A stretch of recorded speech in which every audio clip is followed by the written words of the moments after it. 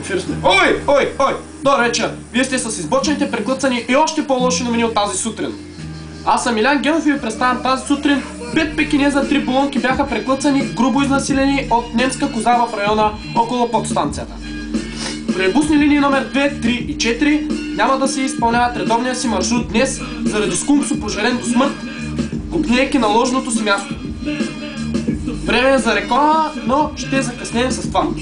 Времето днес ще е избочено, след обяд се очакват буйни превалявания на астероиди. Ако сте с летни гуми, ви чака приятен дрифт, последван непосредствено с диария. Температурите над страната ще запазят своята стойност въпреки пожара в Дупница и наводнението в Исперих. Моля, включете се в инициативната кампания да спасим гасениците.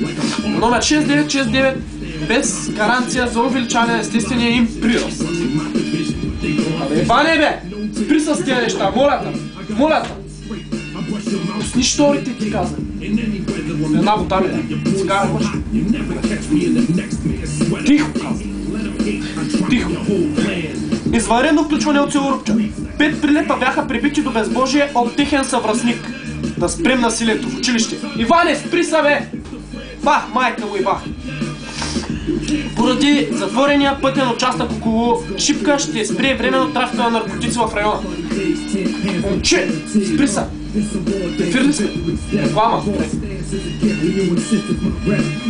Ще е па колешка па са.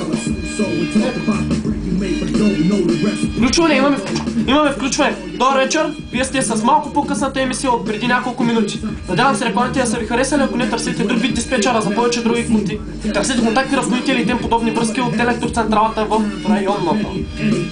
Навън снеговалежа продължава с буен скреж, така че не се притеснявайте, ако има хлъзгави участъци, може да се щупите единствено и само глезен. При наличието на вашите компютърни специалисти може да се обърнете към Спектърнет, който там е с цялото участие на човека, пак жената котка и човека прилеп. За повече информация търсете интернет, доставчикът ви да е редовен. Ако не е редовен, няма да се посечете правилно. До късната емисия в